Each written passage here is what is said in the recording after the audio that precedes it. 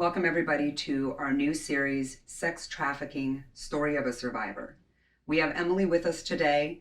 Emely is a sex trafficking survivor who is here to share her story and educate us on the industry and hopefully bring some awareness to this very hot topic. So thank you for being with us today, Emely. We appreciate you.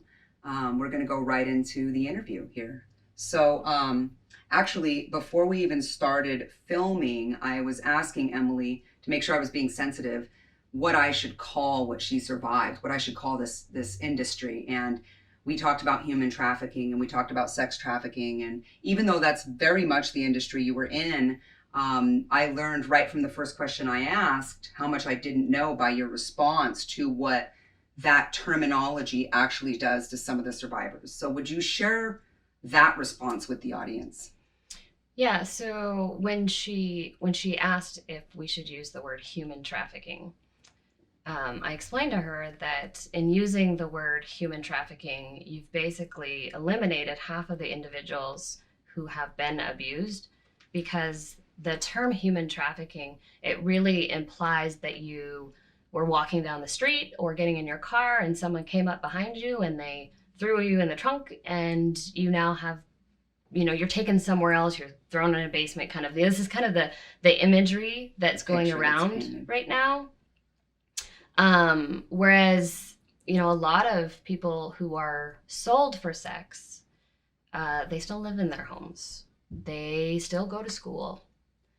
And so I didn't want to exclude those individuals who are very much a part of what's wrong with things that are going on. Thank you. And again, I had to ask Emely to share that because I realized, because of course I asked her a slew of questions when she showed up, that the first question I asked, I learned something immediately, which is why this series is so important. So thank you for sharing that. So Emely, how old were you when you first entered the industry? The first time that I was sold for sex, I was about 6 years old. But that's not where the abuse started. I was about 5 when they started grooming me for the industry. Okay, all right. And how were you introduced, from the grooming and the abuse to the industry? That was a rough process. I unfortunately, at a very, very young age, my mother struggled with abusive relationships. She was into drugs, and as I guess you'd be considered toddler, I was about 3, I witnessed my mother being thrown around and almost killed. And my mother was in a phase of trying to get her life back together. She was trying to get clean. I remember, her being in medical places, going through withdrawals, and I've always had like a protective personality type. And when my mother started dating, the individual who started dating her not for her, but because of me. I'm pretty, I was pretty as a little girl. I had, really long hair and always had really good skin. And so he started dating her so that he could have access to me. And because she was in a very vulnerable state, she married him quickly. He was on the surface very put together, had a good job, was a gentleman, very kind. And I remember, when she first started dating him, I remember just really liking him. And once he moved in, that's when the grooming process starts, when they have regular access to you. Right. Right in your home. Right. I mean, yes, like, in that my was home. really important. Mm-hmm. Like right in your home. You Yep. you weren't stolen off the street, and I don't want to downplay that. That's happens. It does. That's half of it too. I mean, like, it is a big part of it, but it's important to know that these stories don't just come from that, and so yeah. And sometimes it's not. Like for me specifically, it was somebody who kind of married into the family. Right. But sometimes it's not. Sometimes it's fathers who are grooming. Sometimes it's mothers who groom, or close relatives that groom. So grooming is a very, I hate to use the word important, but it's the gateway. It's how an individual can be in the industry and still go to school and still look normal. Mm-hmm. That the grooming process is how you get trapped in the whole system. Well, and also something just, we talk about money being a thing right here, but it sounds like, and money is a thing. I'm sure that there are parents out there, correct me if I'm wrong, that it is a money thing for them to do something like that to their child. But it's also like, it sounds like your mom, your situation, money wasn't involved. We have a mentally probably broke down single mom, lonely woman, right? Something, I've been at times. I'm a single mom. You're a single mom. We have someone whose mental health was really preyed upon in a sense. It wasn't necessarily an exchange of money. Correct? Yeah, no, my mother was not a part of the selling process. I can only imagine that there were things that, whether it was through exhaustion or whatnot, that were ignored, or she just wouldn't know to look for it. Right. And maybe not having awareness like this. And just some of us, I think, and I see a lot of people recently that are like, this is a thing. I can't believe this is suddenly a thing. And that word suddenly bothers me, because I know for me, at least, I'm like, well, sexual abuse has always been a thing. But maybe because we really do, especially those of us that are empathetic, we don't want to believe. So it's like sometimes we just shut our minds. So I have a lot of people who they have a hard time believing, or I feel bad in talking about it because it affects them so greatly. Right. I've had people kind of have breakdowns, when I inadvertently, because I typically try to be very careful with the types of things that I say. Right. My normal is different than the average person's normal, but you've had years. I mean, and it's an unfortunate thing to say, but to get used to what you went through. Yeah. So it's a difficult topic to bring up, because you don't know if in talking about it, if you're going to be causing some mental harm to somebody who, because you don't know how they're going to respond to it. Right. And I have caught, I've, can't even imagine having to have that level of awareness. Honestly, I'm sorry. I just can't, having to be so aware of your own trauma that you're aware of how it might affect someone else to hear it, which is why this is so important. And, so I want, again, this is a new topic online, but something that's gone on for so many years. And I think it's important because we do have some information out there, and I'm so glad that people are talking about it openly. Thank you to everybody who is doing that. But I also want us to know some of the things that are unknown. So tell us things that we wouldn't know about the industry, because I think we tend to paint a picture, again, in our minds, and we all do. So it makes us human, but what are some of the things that are invisible to us? I had this thought. I was recently kind of camping a lot, and I would go into the rest stops, and there's always those signs that say, if you need help. And I ask myself, I wonder if people actually use those lines, because there's so many who don't know that they need help. That's that grooming that you're talking about, right? Yeah. If somebody had come to me, as at 7 and said, and actually somebody did come to me and was like, I want to help you. I was like, help me with what? Because I was so groomed that I didn't know that I needed help. And I guess, the other part, if you look at some of the things that are being discussed, a lot of individuals, they have the assumption that it's only wealthy people who purchase for sex. Mm-hmm. And it's not. Some of the individuals who, well, there are some. I can't say that it isn't. Right.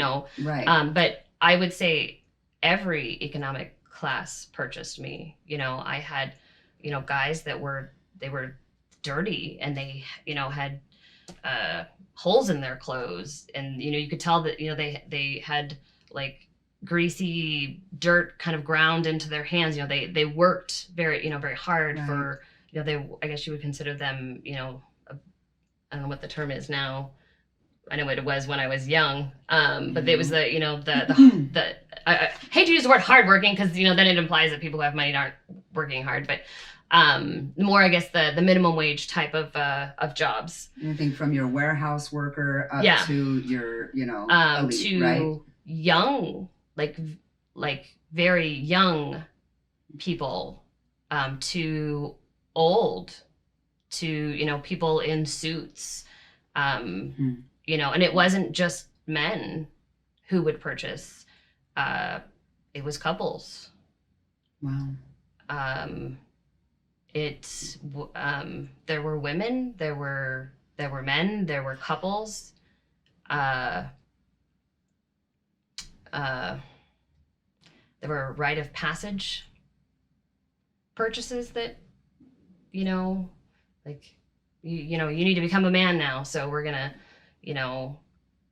show you how this works, kind of a thing, so it's not just private jets. And in fact, I've never been on a private jet. It's for me, it's everywhere. It sounds like it's everywhere. It was in my home. It was done in my home when and then I think maybe potentially my mother had a change of job or something, because then the location switched to somewhere else, and there was always I think it was the guy's house, and so he had free range anytime, because we did it in his house after that. And so I do and then I got old enough that I could start going on trips with my stepfather. So if this is the same stepfather through. Mm-hmm. Okay. Yeah. Right. So for you, it was just one person, the wrong person, coming into your home. Yeah. And then then I was brainwashed, and it was just right something I did. So can you tell us about some of the actual abuse that you experienced during those years?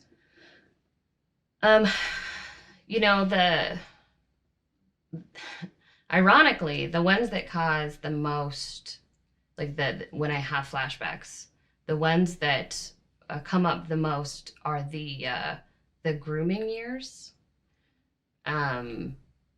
When I think he struggled in that grooming process with me, and I think and the individual, he struggled with mental barriers, mental disorders himself. He was very much into like choking me. And so a lot of the flashbacks are of that time frame where I'm being choked. In fact, people can't touch my neck or my face unless they like almost ask for permission first, because a lot of it was asphyxiate. Can't even say the word. I don't blame you.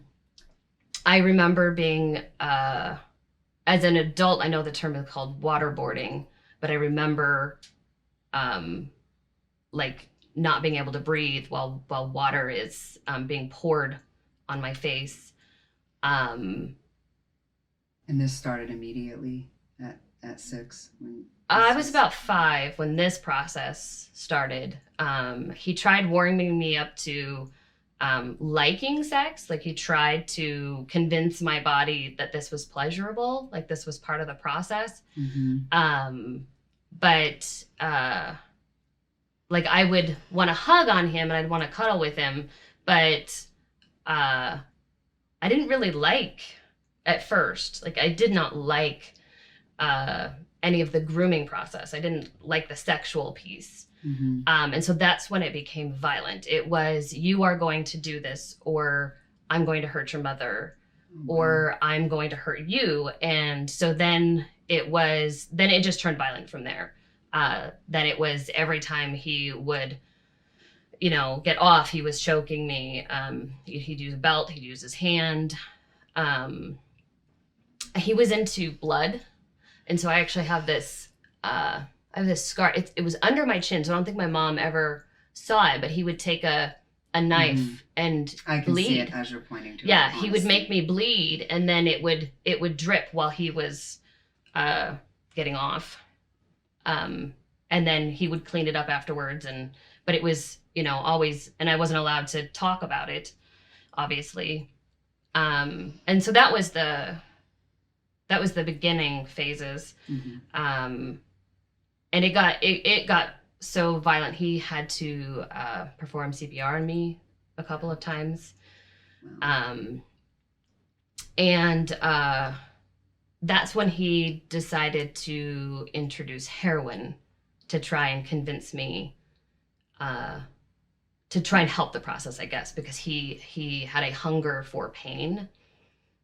And so he started injecting me in my foot with heroin. And then that's when the tables kind of went in his favor.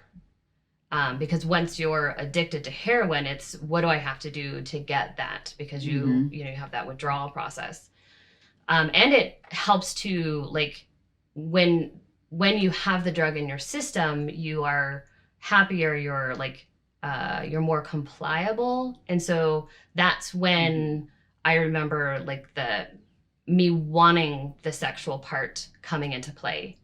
So once I was addicted to the drug,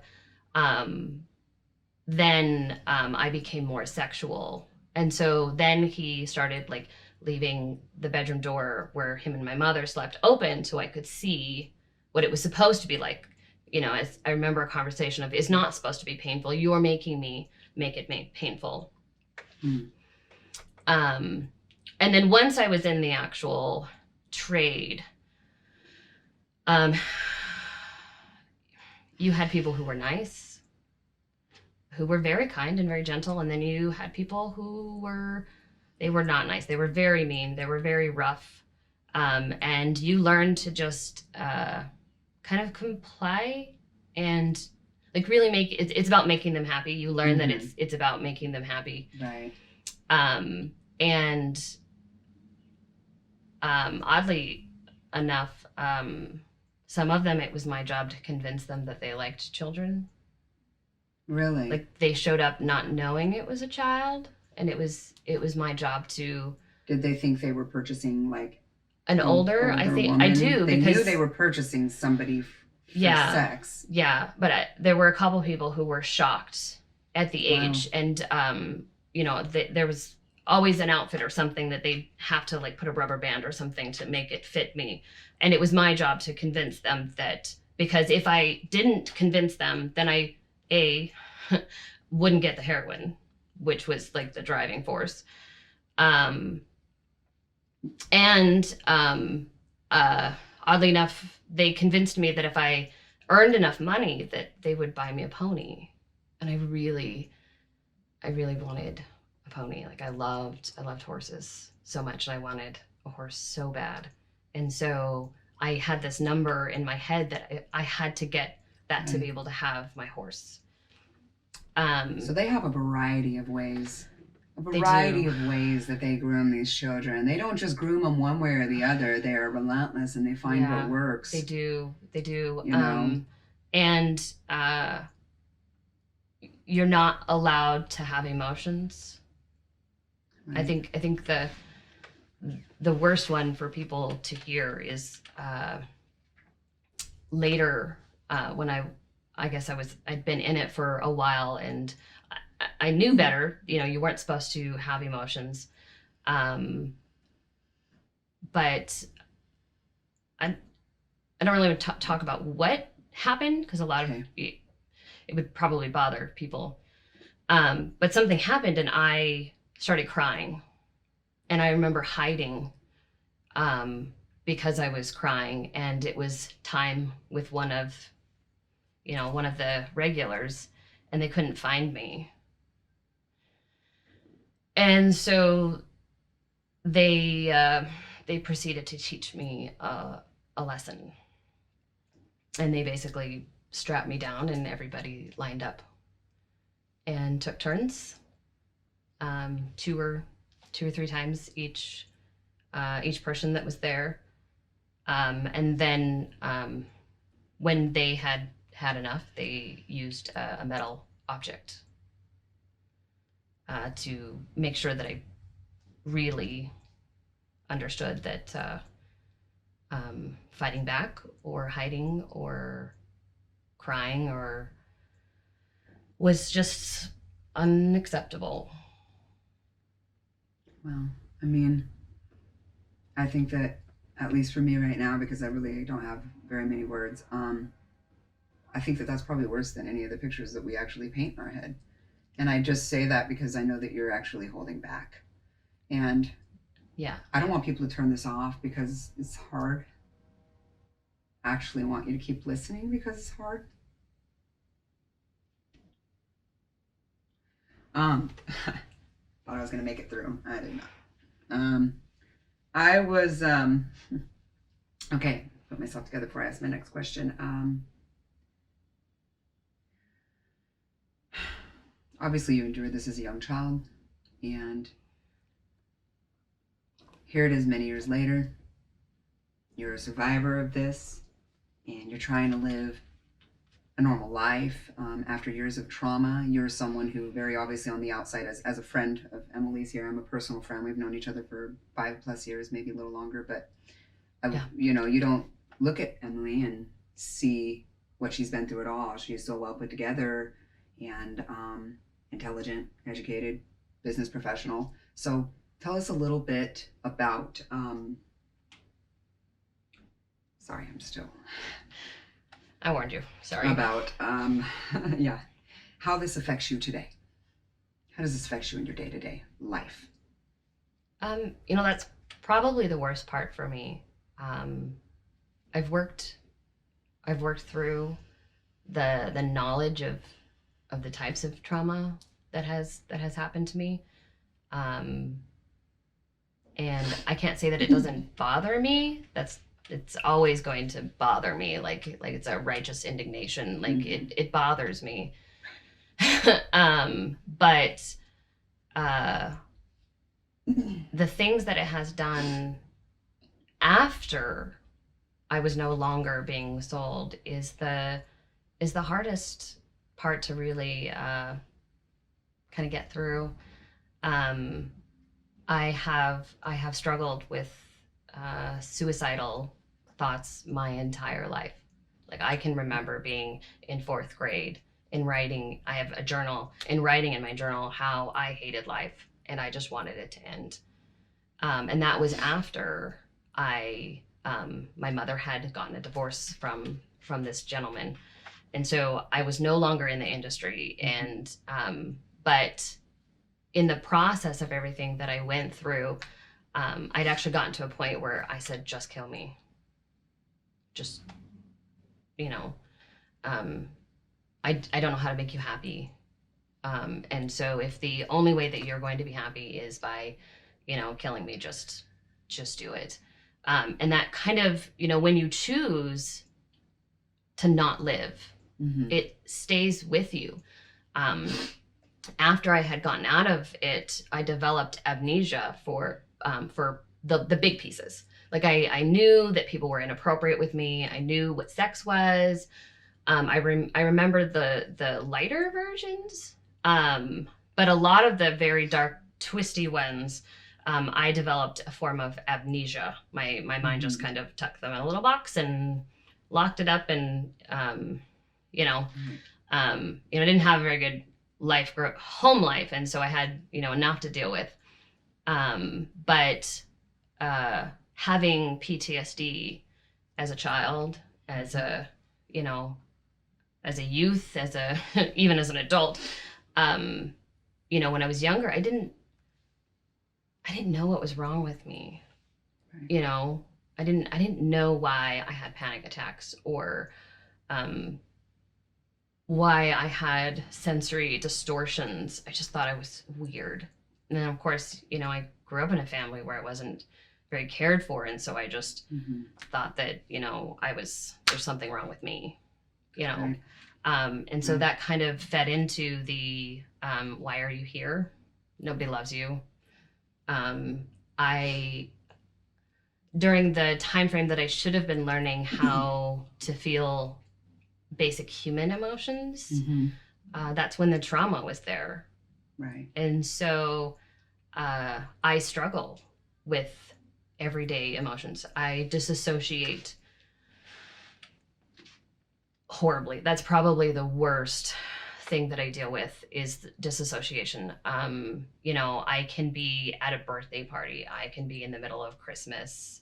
I can be roller skating with my kids, and I can sit and kind of have this third person, out of body kind of looking in at the situation, and I'm like, this should be fun. Right. You should be enjoying this. Or people will ask me, are you excited about that? And I'm like, I should be, shouldn't I? This is something I should be excited about, but I don't know how to be. I've had conversations with people, and I'm like, explain me on a physiological level. What does excitement feel like? Yeah, we've had conversations about emotions and stuff like that. You've asked me that question, so yeah. I know how to feel fear. I know how to feel emotions that are on the negative spectrum, that are protective, how to keep yourself safe, kind of a thing. The ones that I felt all the time during that time frame. The ones that your brain was wired for over and over and over. Right? Very good at those. So it's really robbed you of your joy. It has. For even the things that bring the most joy to people in life, huh? Yeah, I mean, not only was I robbed of my childhood, even growing up, I was not a happy child, but it actually robbed me of my marriage. I was married for 13 years, and unfortunately, the guy that I was married to, his personality didn't go well with the triggers that I have. So people with PTSD, there are certain things that if you're around them, you immediately go into flashbacks, you start having panic. And when I was 30, the amnesia, I've been in therapy my whole life. And in a therapy session, they're like, why don't we discuss this memory? And in doing so, it was like Pandora's box open, and those little tiny memories that were what I would consider mild, opened up to the ones that most people are like, oh. And when amnesia is removed from a person, you basically relive.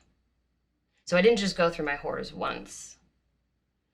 As my mind was trying to accept the worst of the memories, I would relive them over and over again. And unfortunately, I was already married. I had 4 children when this happened. We'd owned businesses.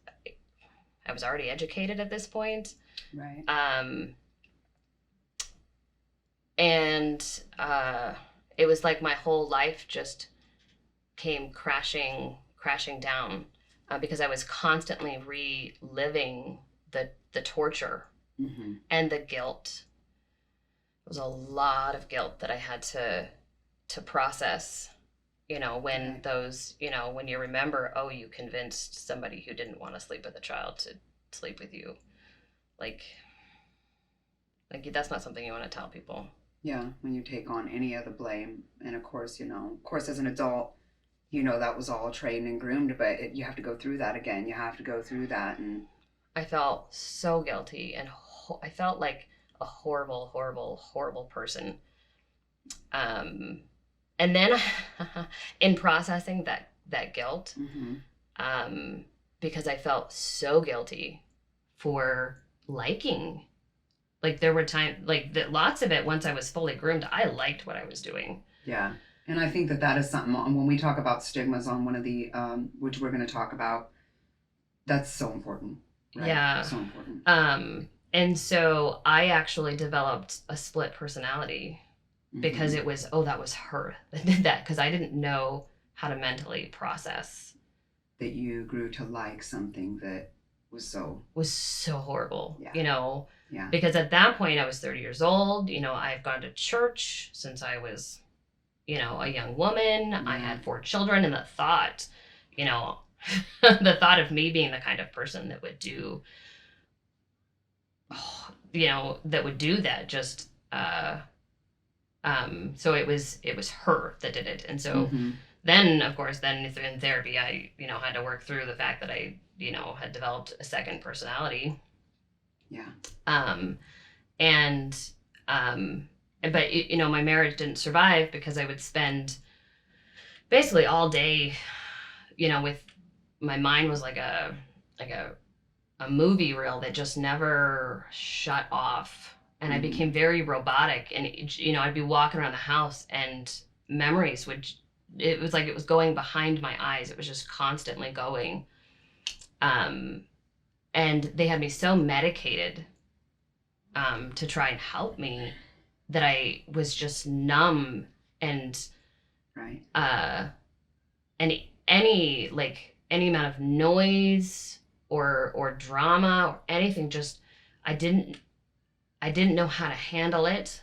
And I would spend all day just trying to be okay. I can be a mom. I can make dinner. I can do this, and then my husband would come home, and just his tone of voice that he just naturally has, is more of a very direct, he's a lower voice. And at this time, you didn't know that these were triggers. Did you know that you were being triggered by a past trauma? So I did. Okay. I did.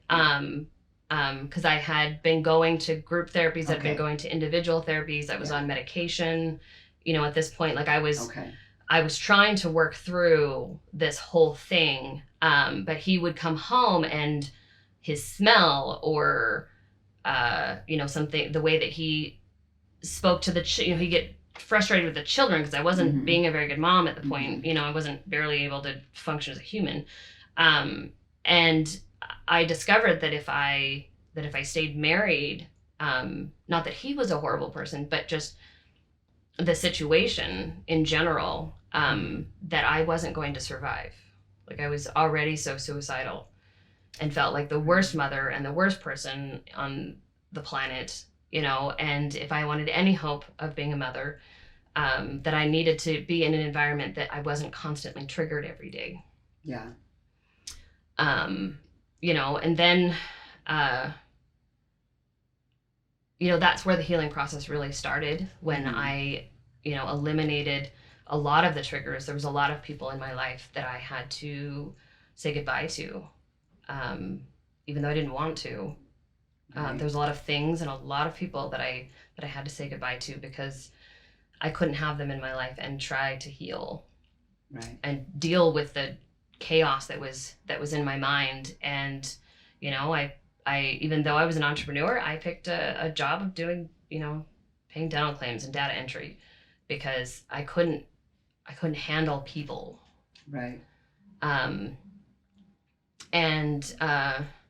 Even though I'm really far into understanding triggers and working through my triggers, and for the most part, people think I'm very normal. Right. Yeah, you've come a long ways. I hate to use the word normal, but you wouldn't know that I had barriers. You wouldn't know by looking Right. at me, you know. Right. You wouldn't say, oh, that person who just came out of a board meeting, you know, they have flashbacks and they have, you know, night terrors and things like that. You wouldn't know that.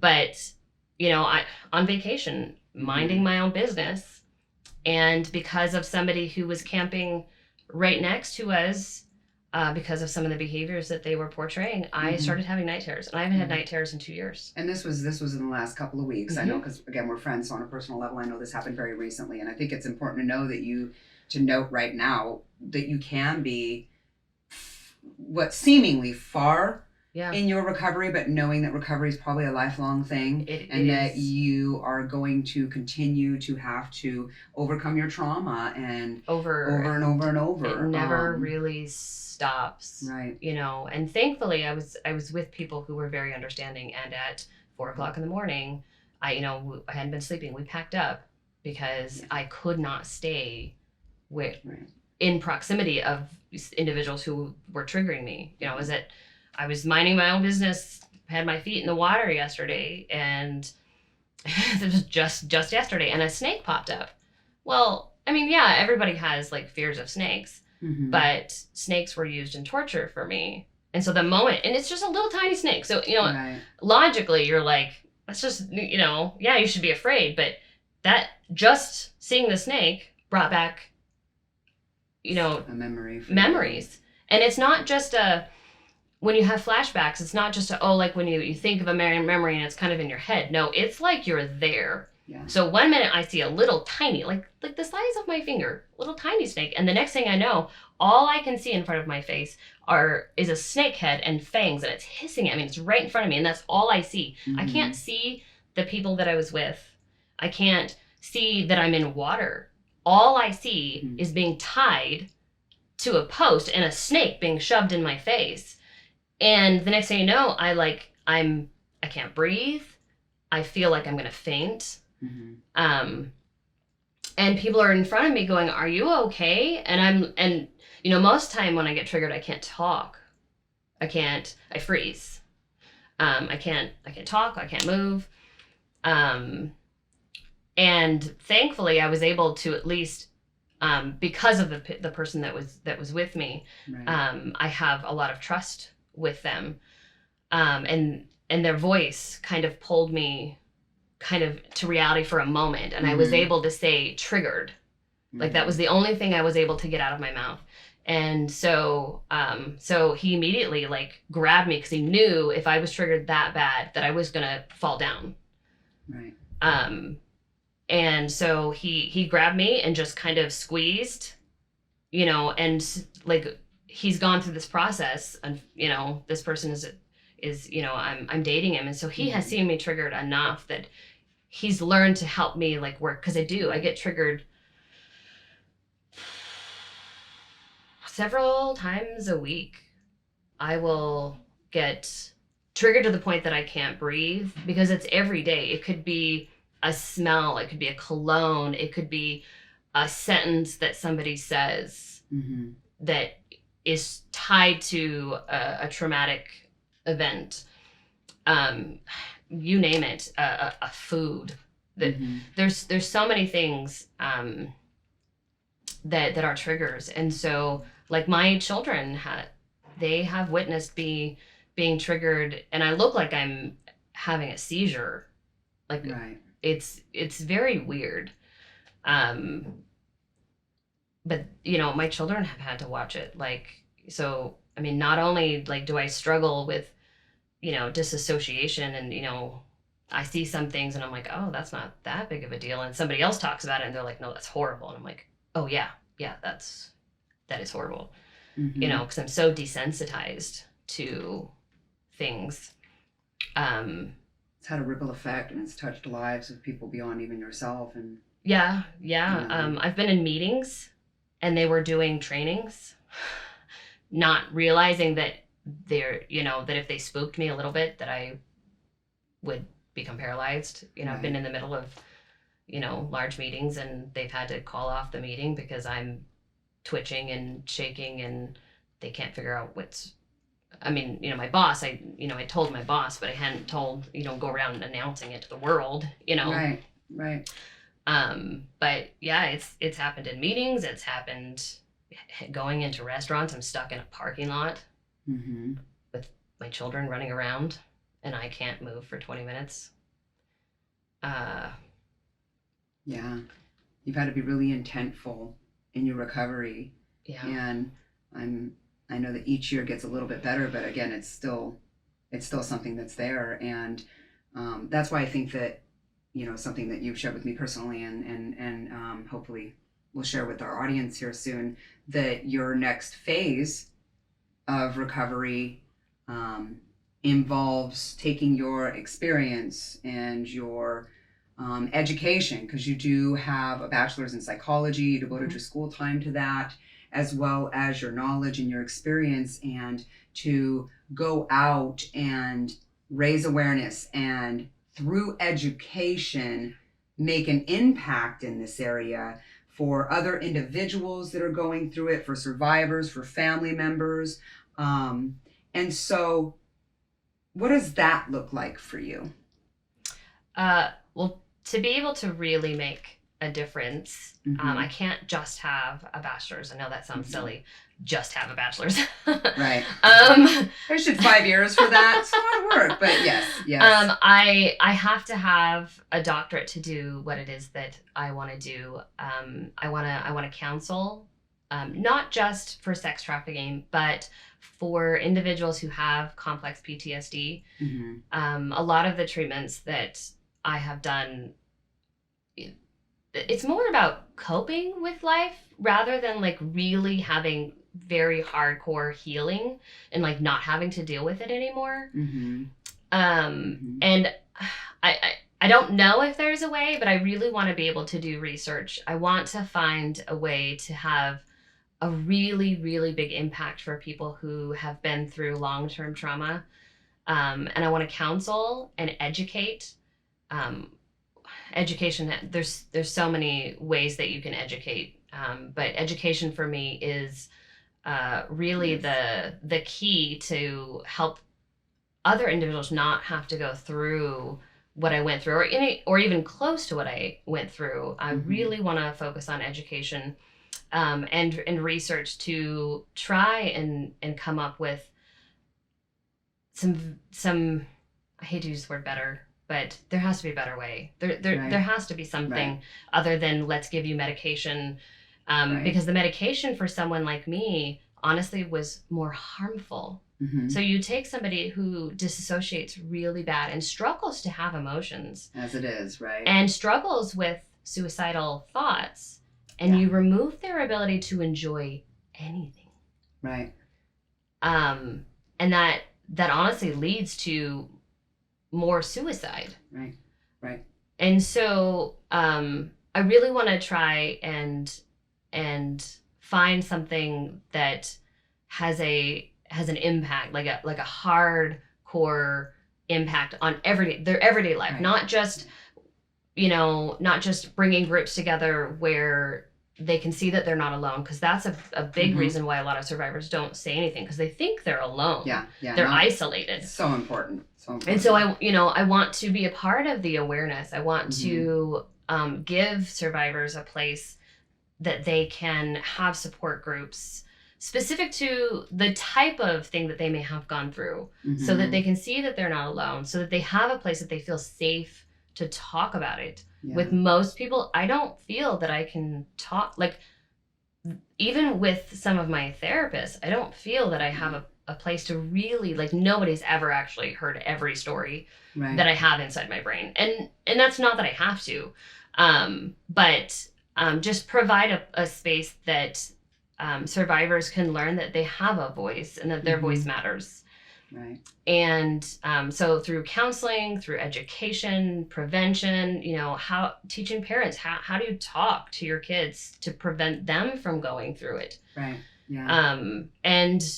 And then, at the doctorate level, doing some research. Yeah. Well, I was going to say, everything that you want to do, you want to be based and rooted in data and research and science, because to just it's like throwing spaghetti at the wall otherwise, right, and hoping something sticks here if you don't do it. I feel like that's what my therapy process has been like. Yeah, and that's what and that was something that we've discussed in depth that I'll just go a little further on real quick here, is that a lot of therapy, there are specializations in different forms, how to treat from a trauma based or to treat from a coping based area, and most counselors and people that counsel other individuals kind of get to pick and choose from a variety of theories. That's what we really learn in college, is a bunch of theories from a bunch of individuals and what they think is best. But really, even on a local scale, even just an experience we had recently where a friend reached out and wanted to get some girls into some counseling that was a little more specific to sexual abuse or trauma of that kind, and found that it didn't really exist. At least here in Spokane, it was just very generalized family counseling, counseling family. And I'm not trying to diminish that by any means, but we've talked in depth about spearheading counseling and preventative work in a specialized area of trauma, and even further sexual abuse trauma, and having someone who not only has that life experience but could add to it with education to come out and build it. Because the people that build things that change in our country are people that they start somewhere. And so I know that that's your goal and your end passion. And at Victress Voice, we are very much on board with that, and we are very passionate about education and very passionate about this topic, which is why we had Emely here on the show today to share her story. And because of that, we are going to continue this conversation. We're actually going to continue this conversation with a 6-week mini series where we're going to dive into stigmas, grooming, these things we touched on today in more depth. How to talk to your kids, what to look for, how to talk to others, how to raise proper awareness, what you can do to make a difference. There's a variety of things that we're going to cover in a lot more depth in this mini series. And so Emely has agreed to join us on that. We wanted to make this first video so that you could hear her story, know who she is, know what that background is. And we hope that through really talking in depth about this topic, that we can actually make a difference. And also in doing so, and so by the way, that first series that we're going to start shooting for is going to be in the next couple of weeks. And then every following Wednesday for 6 weeks at 7 p.m., we will have our live broadcast, and we will cover all of these topics that we've been touching on in this communication. So please tune into that. Also attached to that is going to be, and I kind of sprung this on Emely last minute. She really didn't know I was going to do this, but as I've mentioned, Emely's a friend. We've talked on and off. To be honest, this is the most in-depth I've heard her personal story, and try not to get emotional, because that's why you kept hearing me clear my throat through the whole thing. Probably because she knew it would hurt me, and it does hurt me. All of it hurts me. And because I know how powerful this woman is and what she's gone through to get where she is today, where she can sit in front of a camera and look at it and share these things, I believe that she could have an impact unlike any other in this area. And because of that, I've started a GoFundMe campaign that's going to be attached to this mini series. Basically, it'll be open through the whole series, where if you feel compelled to help us help Emely on that journey to get her doctorate, she's a single mom. As you know, with COVID, we're all kind of laid off in between jobs. If you feel compelled to give. If not, share our video, tune in, like this page. If you just need information and you just need to tune in and watch, please do. No one's obligated to share, like anything, but we hope that you do. And we hope that you'll follow us on this journey. And again, if you feel compelled to give, I would love to as a friend. And I know Victress Voice as a platform for for other survivors of a variety of traumas. We want to see you at that end goal, creating those programs and making that footprint in the future to help other survivors. We really do. So please share this video, give to the GoFundMe. We're going to have a link here at the end of this video. Like we said, Emely's got her bachelor's. She's halfway there. She's been mentoring youth for years. She's much farther along in her individual treatment on this. even though, as you can see, we all are always going to struggle. Help us move this forward. That's really all I have. I'm rambling now because I'm going off script and I'm emotional, but I just want to say thank you for coming on and sharing your story with all of us and being vulnerable and open. And I think even just this changes the world a little bit, really. So we hope to see you guys Wednesday, 7 p.m. Thank you. Thank you. And thank you guys for tuning in and sharing in this with us. We love you.